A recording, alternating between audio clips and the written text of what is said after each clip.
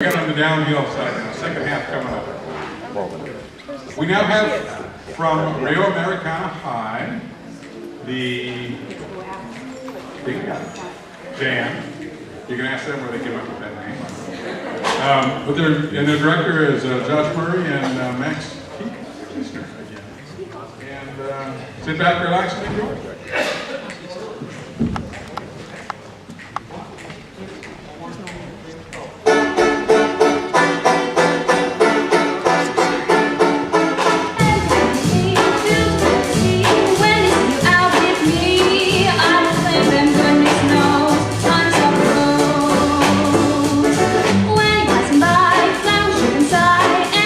Reason why you're much sweeter than this. No, mine's up the road.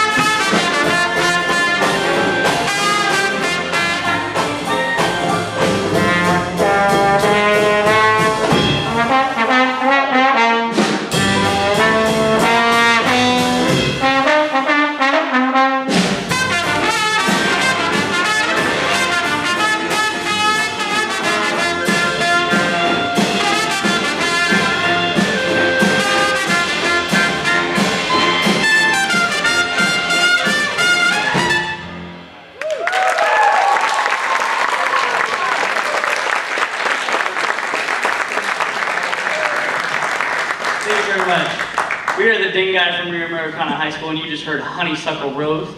This next tune is going to feature our vocalist, Hannah Oldfield. This is A Kiss to Build a Dream On.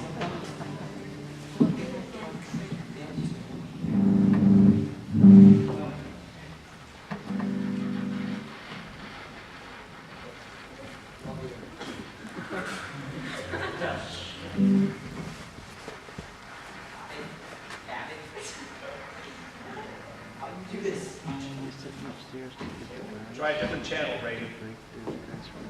Plug in a different channel.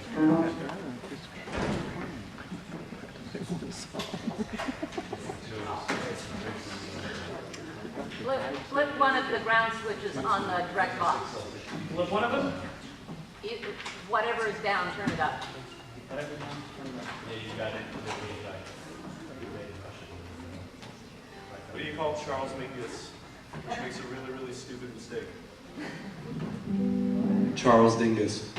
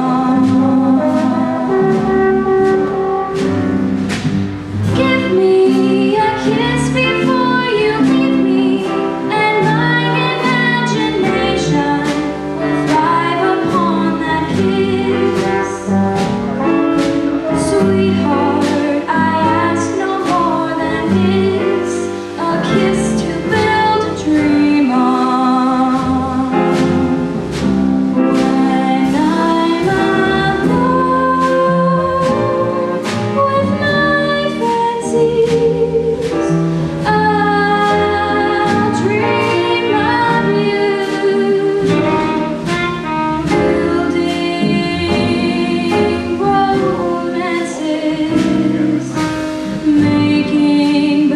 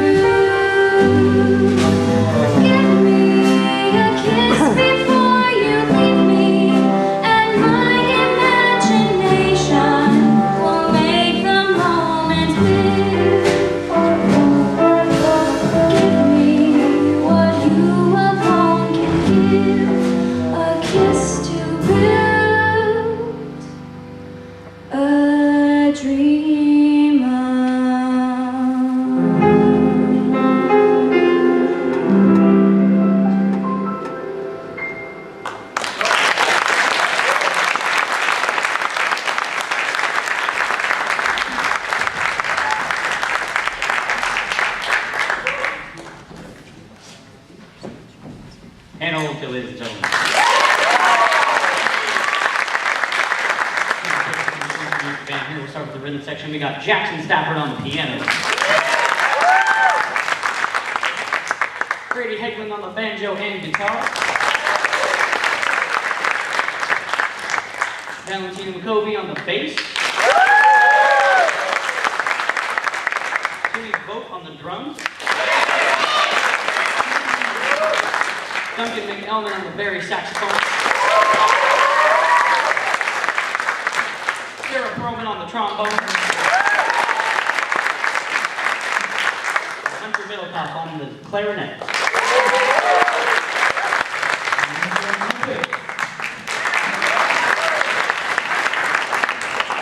Thank you very much for coming to our set. Once again, we are the Dinguy. Our last tune will be Crazy Rhythm. Thank you.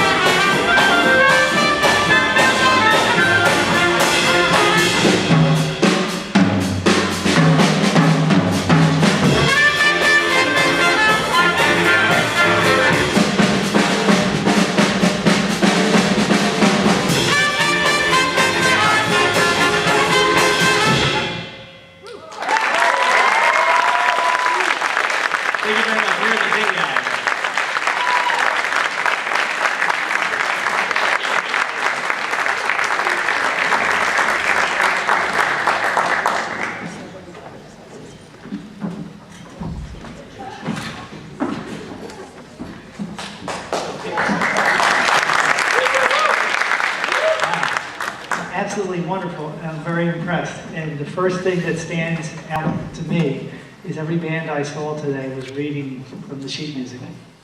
And they had their faces buried in the score, and they weren't listening to each other. But the way all of you interact off of each other, because you're not reading that music, is just marvelous. Not only are you playing great music, but you're putting on a great show. Yeah. So, is that right? Another thing I have to comment on is I can tell that all of you are listening to music a lot. Because I can hear, I know the sources you're taking from.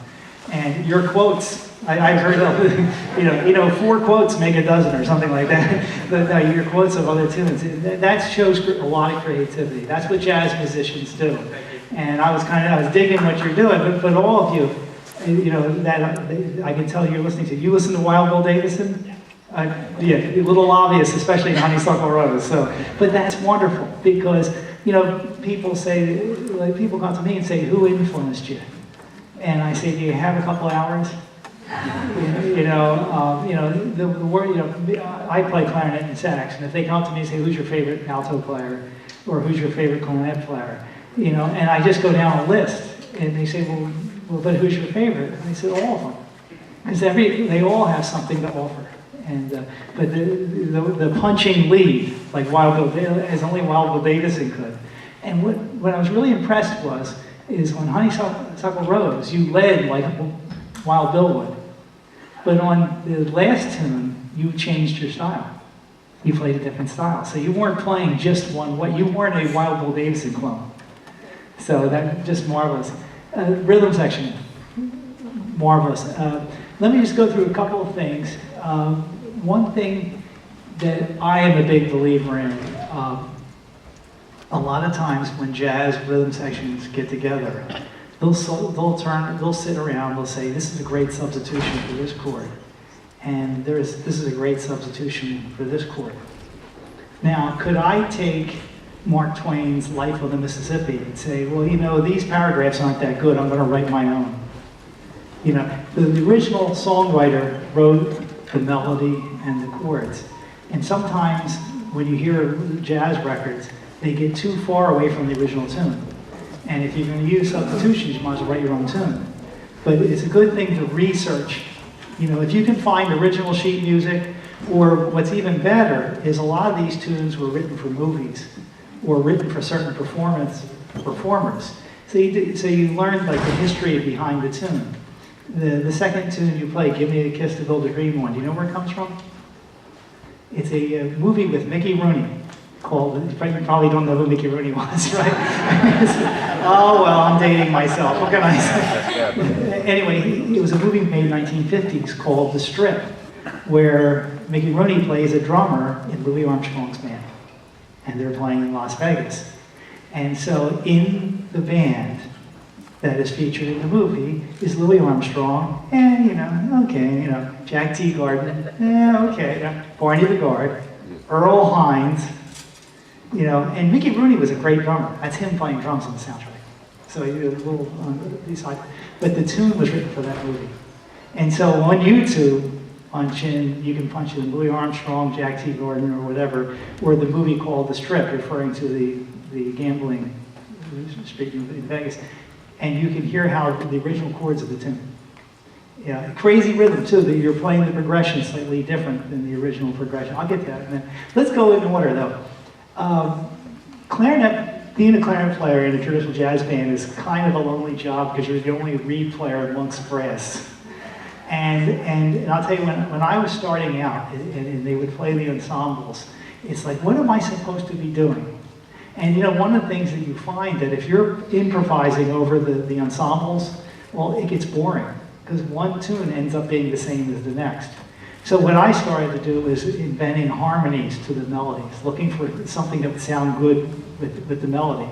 And I remember I was playing in my early days with a band, and it was an older trumpet player. And during one of the breaks, he said, "Man, I got to make sure I know the melodies of the tunes because you're playing these harmonies, and you're going to make me look silly." Honeysuckle Rose is it's a notey melody. And so let me approach two things. The vocal, at that tempo, that's a lot of words, isn't it? By the way, you're great. You sound wonderful. Your diction's real clear. Your voice comes across really beautifully. But go and check out, Fats Waller wrote the tune, right? There's, you probably will find on YouTube, I think there's a video of him singing it. I know there's Louis singing it. And I'm not a singer, so if I sing this, well, you'll hate it anyway. But da da da da da da. Who wants to sing that? You listen to Louis or Fats, they're going, every honeybee fills with jealousy. They'll do it on one note, or they'll do a paraphrase of the melody. They don't sing the melody. As I said, as a jazz tune at that tempo, that's hard to do. So but if you check out these recordings, listen to how they phrase the melody. They'll sing it different than the straight melody, and it's much easier for you because there's a lot of lyrics to go by. When the instrumental melody of that tune, the trumpet's playing the lead. There's a really easy harmony you can play on clarinet. I would like to try it. So he's going, da da da da da, right? Just go chromatically from your F sharp down to D. Da da da da da. Just play chromatically down. E flat to D. But at the tempo of the melody, so D da da da da da da. Yeah, now you play the melody and just try that together.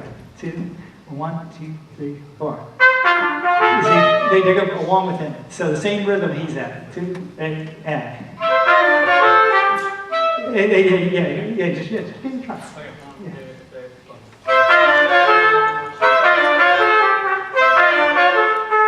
Yeah, so it gives you something to do. Because when the melody is that notey, where's the space for you to play?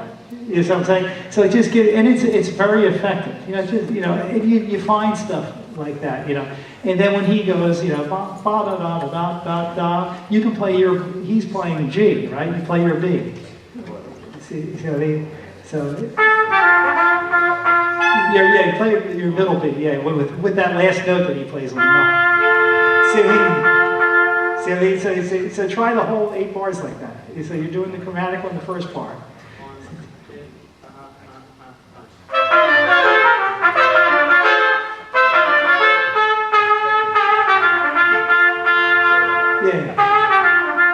Yeah, so you hit certain notes with a harmony, and all of a sudden the ensemble sounds fuller. Years ago, I played in this restaurant, and it was a traditional jazz band, but it was bass, piano, and drums, but only 2 horns, clarinet and trumpet. And the trumpet player said, "Well, I don't want to be playing the melodies all the time." And I said, "Well, I don't want to be playing the harmonies all the time." So we used to switch back and forth. And the way the restaurant was laid out, most people sitting in the restaurant really couldn't see the band. And they would come by when they were leaving and say, "Well, I thought there was more instruments than this," because it sounded so much fuller because of the harmonies. So, you can find like all those little lines to play. The ending of Honeysuckle Rose, you kind of do that double tag.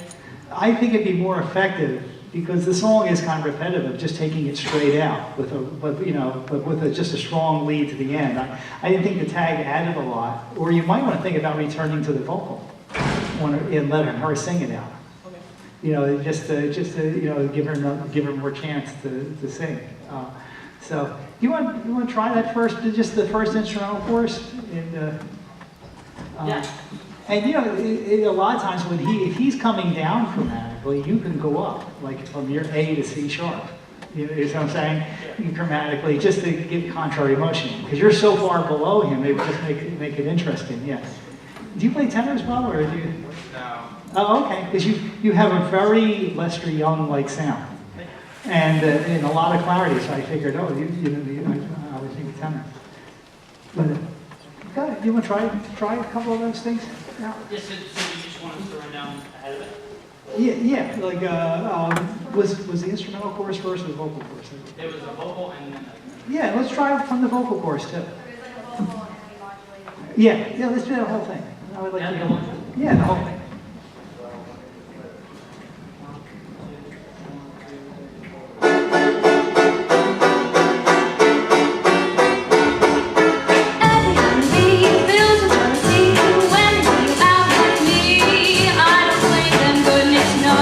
Honeysuckle rose.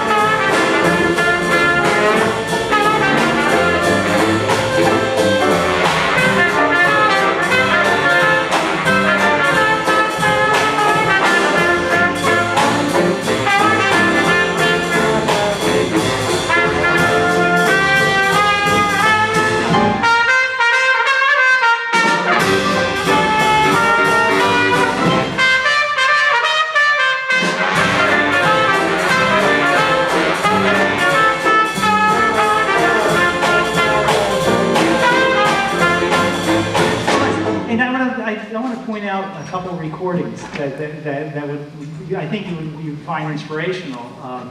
The one that stands out is there was a record made in the late 1930s called, and the record was, it was Honeysuckle Rose, but it was the RCA Victor All-Stars. And it was Fats Waller, Dick Madonna on guitar, George Wetling on drums, Tommy Dorsey on trombone, and Bunny Berrigan on trumpet. And they went into the studios and they worked out, Honeysuckle Rose. Of course the composer's there. And it's interesting to listen to because when Waller plays his solo, he takes it into every key there is. It's a fabulous piano solo. But Dorsey and Berrigan, how they interplay with each other. And Dorsey loved playing tailgate trombone. And in fact, if you want to really hear it played like nobody's business, there's a whole series called the Clambake 7. It was Tommy Dorsey's Clambake 7.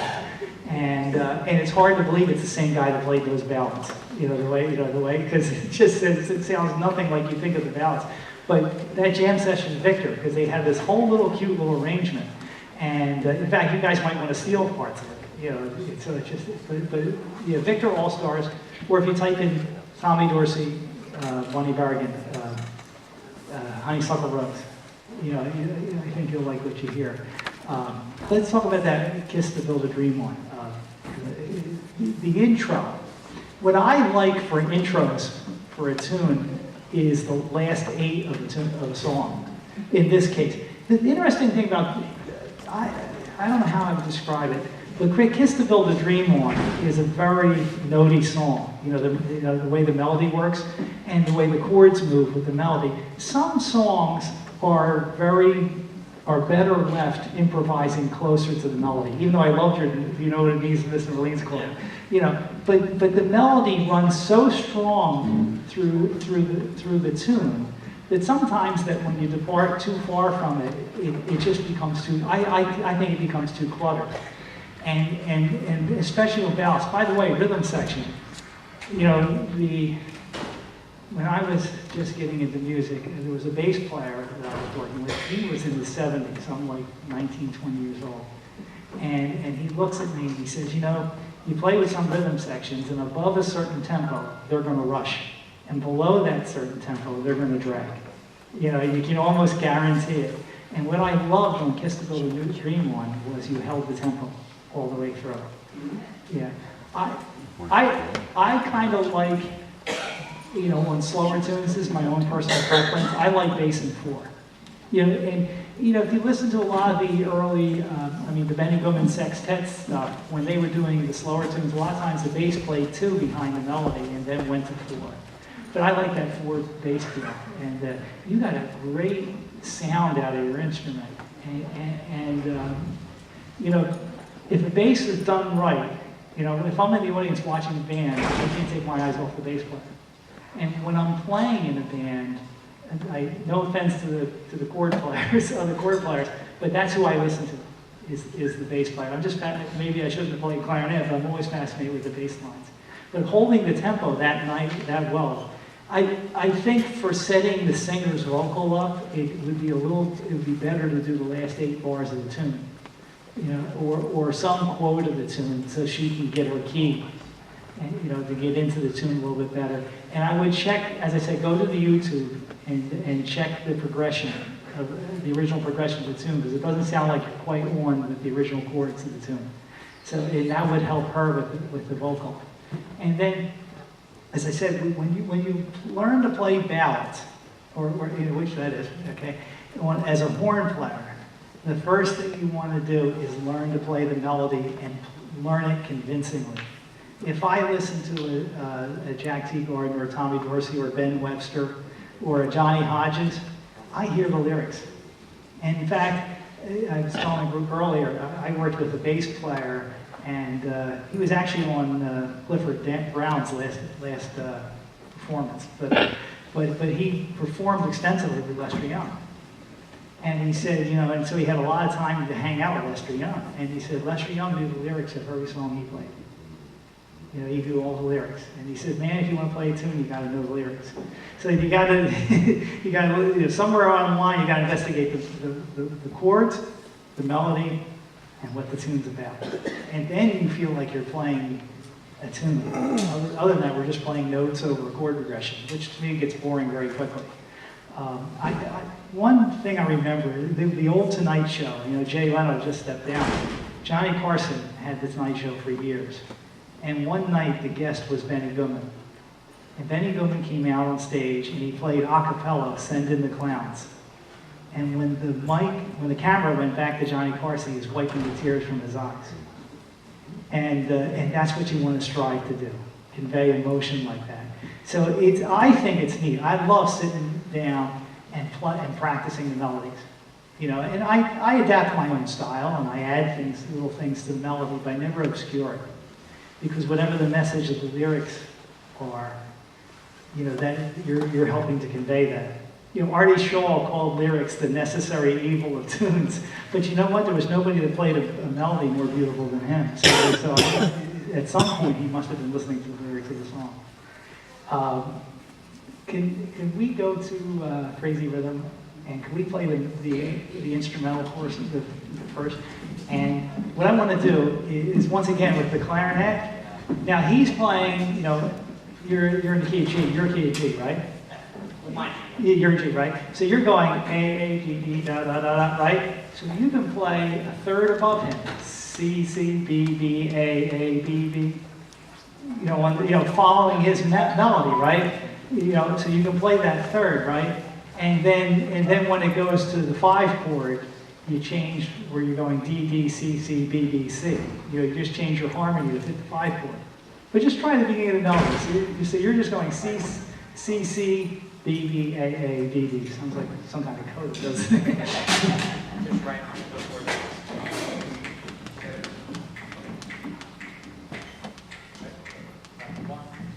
1, 2, 3, 4.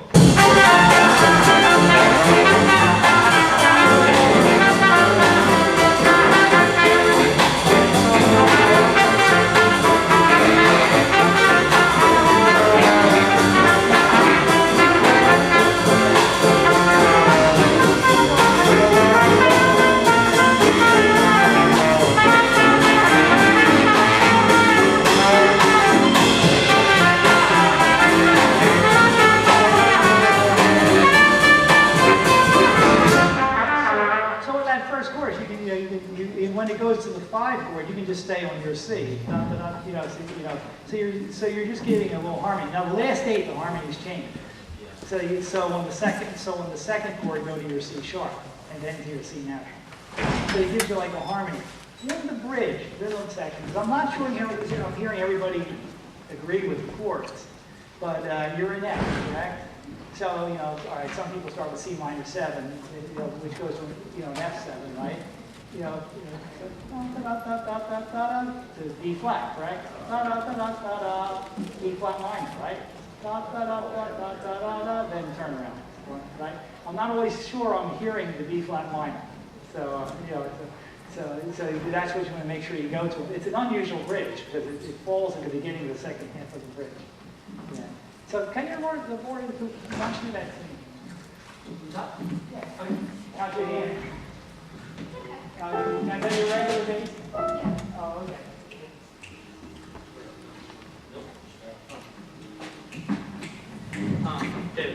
2, 3, 4.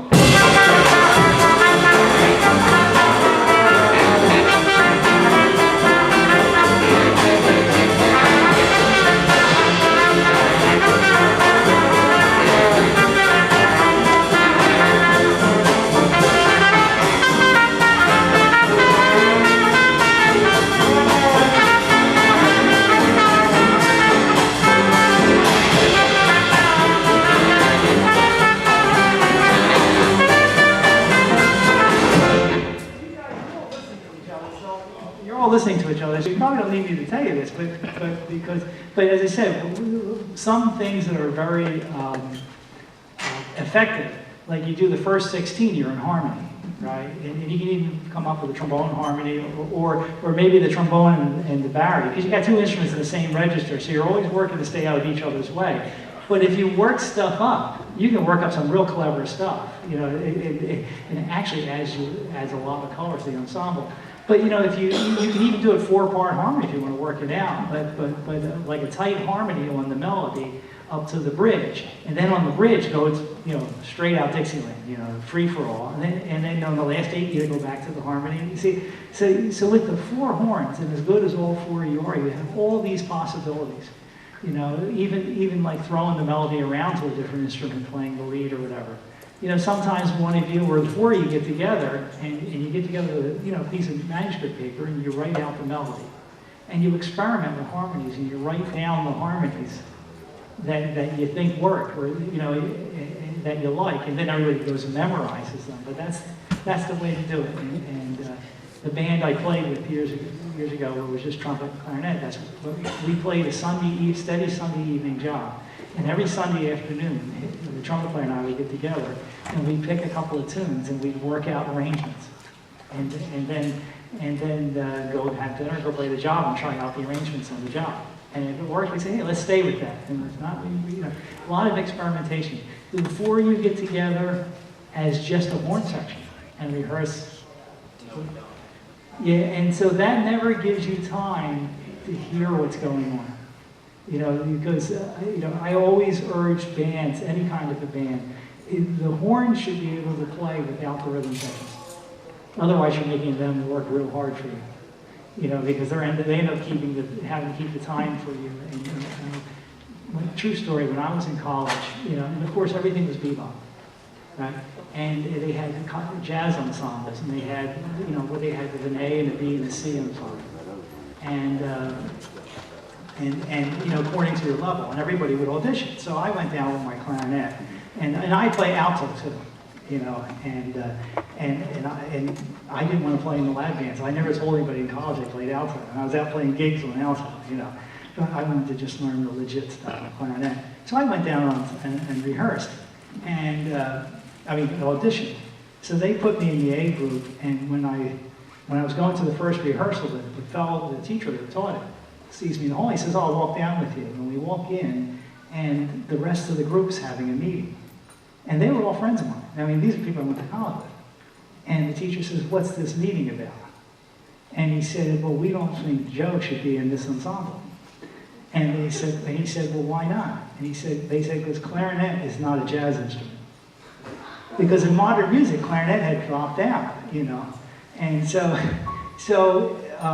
now, unbeknownst to me, the teacher was very close friends with Buddy DeFranco, so that kind of like ended that argument. But he turned to me and he said, "Just you and the drummer play a couple courses of Donnelly." So I played, you know, just me and the drummer, right? And at the end, he said, "You never lost the progression. It was in your head. You heard the rhythm section the whole time you were playing." And he turned to the rest of the group and said, "None of you could do that." And that's what you want to do. You know, my learning was all listening. And so driving a car or mowing the grass or no matter what I was doing, I was hearing these tunes in my head.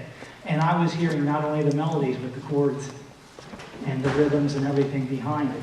So when you, as a horn section, getting together and working these things out and hearing what the rhythm section is doing, it's going to make their job so much easier. Because they'll be able to just lay back and color what you're doing. And besides, you'll discover harmonies you never knew had dreamed existed. You know, it'll just open up your ears.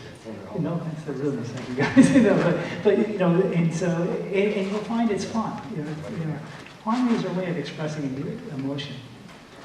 Many years ago, I saw a lecture on film writing, and one of the things they showed was, you've seen the movie E.T., right? Well, you know the scene where E.T.'s on the bicycle and the bicycle takes off and flies, right? They showed the scene.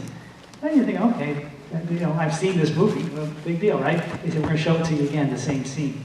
They show you the same scene without the soundtrack, with no music behind it. It looks stupid. It looks like a bicycle on wires going up in the air. I mean, it looks fake. It's the music that changes the whole thing. And so that's why that becomes so important. And what I'm experiencing, am I running that low on time? Or 3 minutes ago. What I'm seeing is you guys all dig each other. That you're loving each other's playing. And you're enjoying working with each other. And that's what's going to help you grow as musicians. I always tell people, music has to be fun, because I can make a lot more money doing anything else.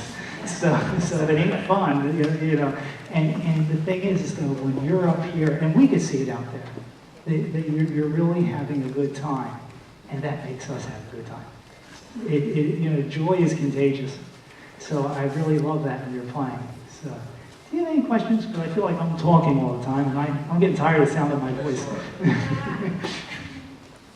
Anything that I can help you with? We got a couple of minutes. Yeah. Do we have time to play that last tune again? Could you play that last tune? I would like to hear it. Yeah, I'd like to hear it. Or you can do the Honeysuckle Rose, but I want to hear you sing again. Yeah, Honeysuckle. Yeah. Go out here. Yeah, we're singing right now.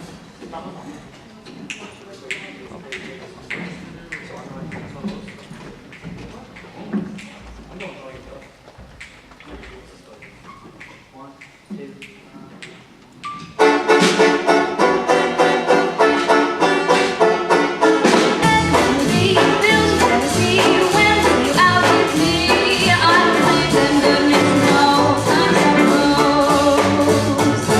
When it's by, flowers inside, and I know the reason why. Oh, protection.